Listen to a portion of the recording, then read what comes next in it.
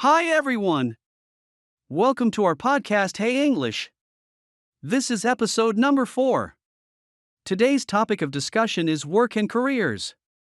I'm Philip, and joining me today is the amazing Sara. Hi, Philip. Hi, everyone. We're super excited to dive into today's topic. We'll be talking about everything from different types of jobs to navigating the job search process, and even some fun idioms and expressions related to work. That's right, Sara.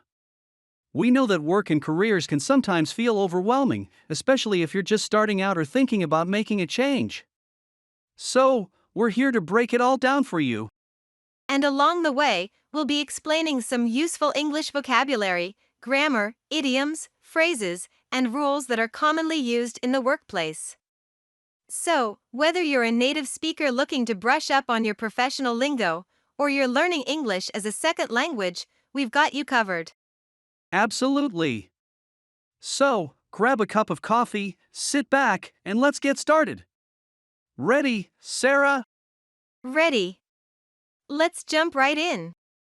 Alright, let's dive into our first segment, types of jobs and careers.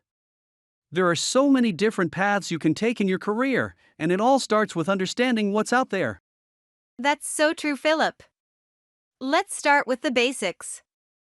Jobs can generally be categorized into different sectors like healthcare, technology, education, finance, and the arts, to name a few. Right. And within these sectors, there are countless specific roles. For example, in healthcare, you have doctors, nurses, medical researchers, and even administrative roles like healthcare managers. Exactly. And in technology, you have software developers, data analysts, IT support specialists, and cybersecurity experts. Each role requires a unique set of skills and offers different career paths. It's also important to note that some careers are more traditional, like being a teacher or a lawyer, while others are relatively new and emerging, especially in the tech field. Think about jobs like social media managers or app developers, roles that didn't even exist a couple of decades ago. Yes. And speaking of skills, different jobs require different levels of education and experience. Some careers might need a college degree or specialized training, while others might be more accessible with on the job training or apprenticeships. That's a great point, Sara. For instance, careers in engineering or law often require specific degrees and certifications. But there are also plenty of opportunities in fields like sales or customer service where the focus is more on your interpersonal skills and experience. Absolutely. And let's not forget about the importance of soft skills, things like communication, teamwork, and problem solving. These skills are valuable in any career and can often make the difference between a good employee and a great one. Speaking of which, have you noticed how some people have these incredibly versatile careers where they switch between completely different fields? Yes. It's amazing. People are more fluid in their careers now. Someone might start in marketing and then move into project management or even launch their own business. And that's the beauty of today's job market. With the right skills and a bit of determination, you can really carve out a career that's uniquely yours. So true, Philip. The key is to keep learning and stay open to new opportunities. Whether you're just starting out or looking to make a change, there's a whole world of possibilities out there. Absolutely. And as we go through this podcast, we'll be sharing tips and insights to help you navigate your career journey. Stay tuned for our next segment where we'll talk about the job search and application process. It's a critical step in landing your dream job, and we've got some great tips to help you navigate it. I completely agree, Philip. The first step in any job search is to identify what kind of job you're looking for. This means considering your interests, skills, and the type of work environment you thrive in. Right. Once you have a clear idea of what you're looking for, the next step is to start searching. There are so many resources available today, from job boards like LinkedIn, Indeed, and Glassdoor, to company websites and networking events. Networking is key. Sometimes, it's not just about what you know, but who you know. Attend industry events, join professional groups online, and don't be afraid to reach out to people in your field for informational interviews. Great point, Sarah. And when you find a job you're interested in, it's time to tailor your resume and cover letter. Make sure your resume highlights your relevant experience and skills. Use keywords from the job description to make sure your resume gets noticed. Yes, and your cover letter should be customized for each job application. It's your chance to explain why you're the perfect fit for the role and how your background aligns with the company's needs. Be sure to address the hiring manager by name if you can find it. And don't forget about your online presence. Many employers will check your LinkedIn profile, so make sure it's up to date and reflects your professional brand. This includes having a professional photo, a compelling summary, and a detailed work history. Correct. Once you've applied, the next step is preparing for the interview. Research the company, practice common interview questions, and have a few questions ready to ask the interviewer. This shows that you're genuinely interested in the role and the company. And don't forget to follow up after the interview. A thank you email goes a long way in showing your appreciation and keeping you top of mind. Mention something specific from your conversation to make your email stand out. Such a good tip, Philip. Also, be prepared for different types of interviews. You might have phone interviews, video interviews, or in-person interviews. Each format has its own set of best practices. Definitely. And throughout the process, remember to stay positive and persistent. Job searching can be challenging, but every application and interview is a step closer to your goal. And we're here to support you every step of the way. In our next segment, we'll be discussing workplace vocabulary and common phrases, so you can feel confident once you land that job. That's right, Philip. Whether you're starting a new job or just looking to brush up on your business English, knowing these terms can really help you communicate more effectively at work. Let's start with some basic vocabulary. One of the first terms you'll hear is onboarding. This refers to the process of integrating a new employee into a company and its culture. It includes training, orientation, and introducing the new hire to their team. Another common term is deadline. This is the latest time or date by which something should be completed. Meeting deadlines is crucial in most jobs, so it's important to stay organized and manage your time well. Right. And then there's networking. This means building relationships with other professionals in your field. Networking can help you find job opportunities, learn new skills, and advance your career. Speaking of advancing your career, you'll often hear about KPIs or key performance indicators. These are metrics used to evaluate your success in meeting your job goals. Understanding your KPIs can help you focus on what's most important in your role. Another key term is feedback. This is information about your performance that can help you improve. Feedback can be positive or constructive and is usually given during performance reviews or team meetings. And let's not forget teamwork.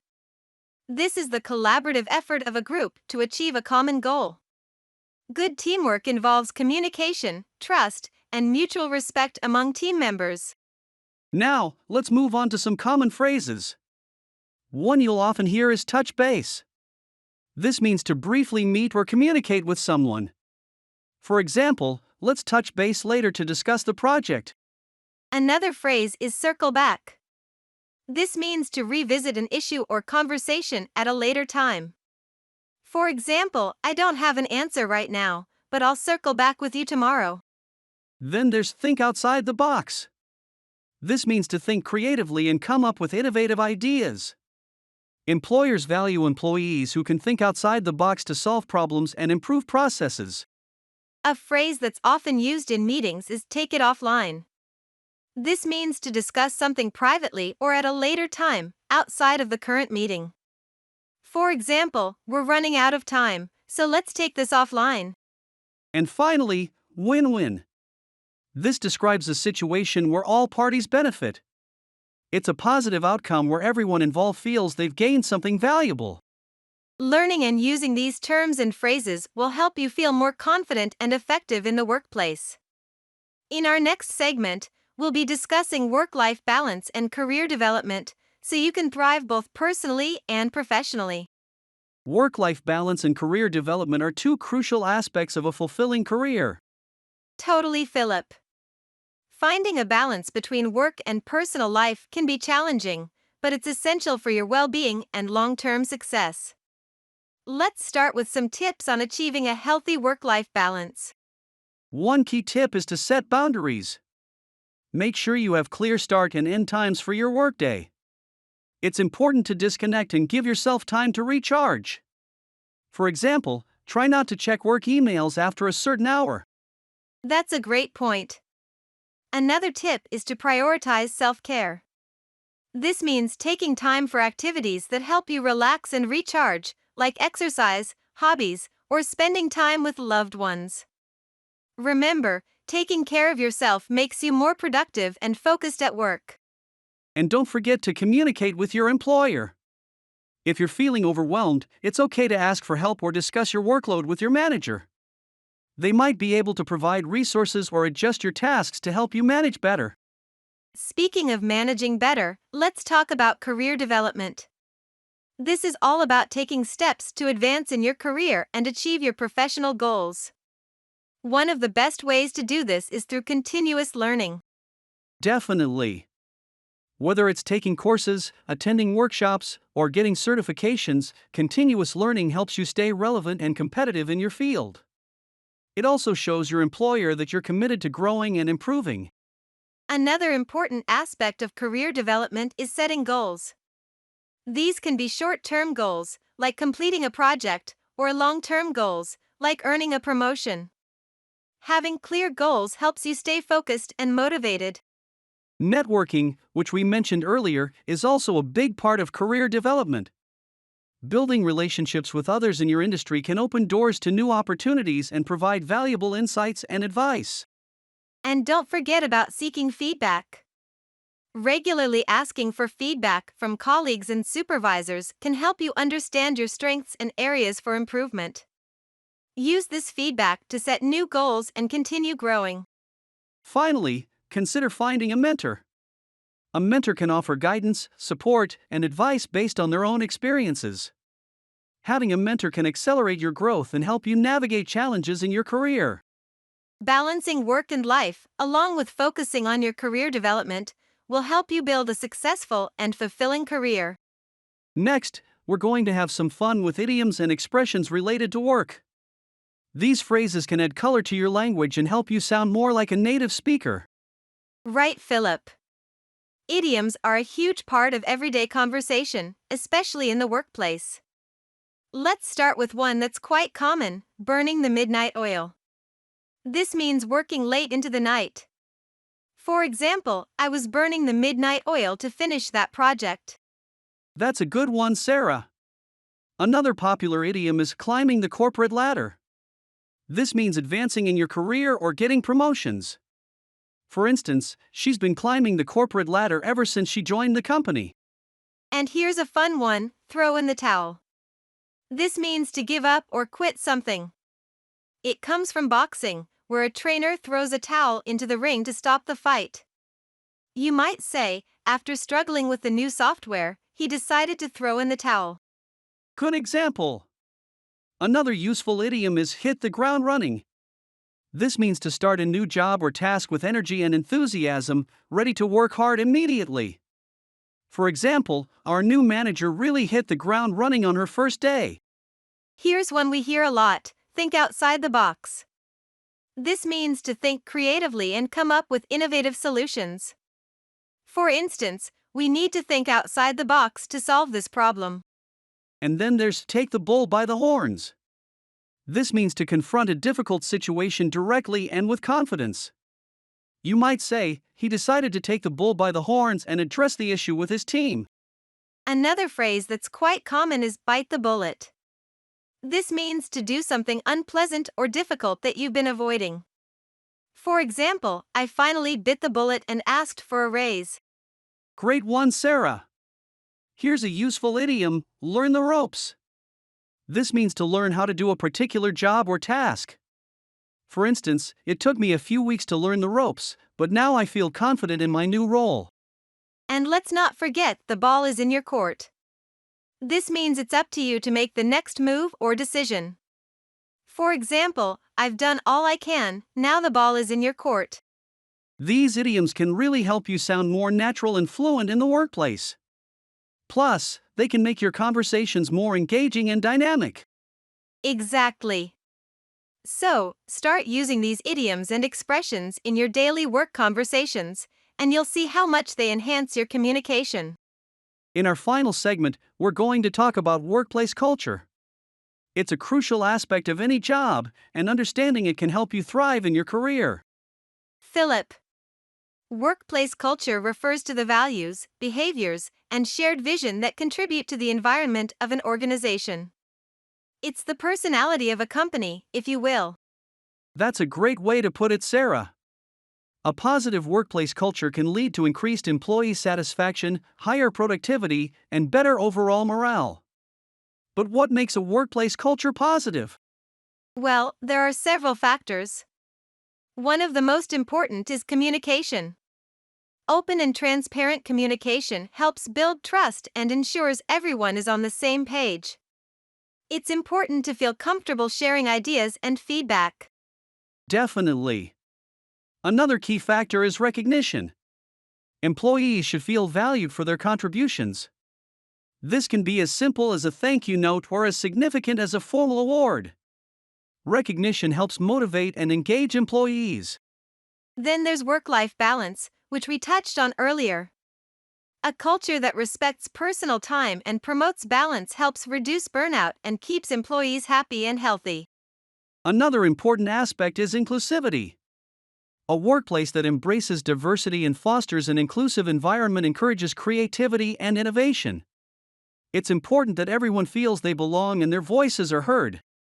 And let's not forget about professional development. Opportunities for growth and learning are essential. A company that invests in its employees' development shows that it values their future and is committed to helping them succeed.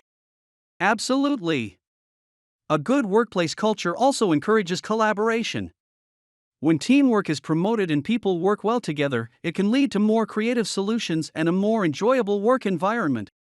Another point to consider is the physical environment. A clean, well-organized, and comfortable workspace can make a big difference in how employees feel about coming to work every day. And it's not just about the office setup. Even in remote work, creating a positive culture through virtual team building activities and regular check-ins is crucial. So true. Ultimately, a strong workplace culture aligns with the company's mission and values and is reflected in the daily interactions and behaviors of its employees. In our experience, Sarah, we've seen how a positive workplace culture can transform an organization and make it a place where people truly enjoy working. Absolutely, Philip. For those of you listening, think about what kind of workplace culture you want to be a part of and seek out companies that align with those values. And remember, it's not just about what the company can do for you, but also what you can contribute to the culture. Everyone plays a part in creating a positive work environment. Well, folks, that brings us to the end of our podcast on work and careers. We hope you found our discussion helpful and insightful. Absolutely, Philip. We've covered a lot of ground today, from understanding different types of jobs and navigating the job search process, to learning workplace vocabulary.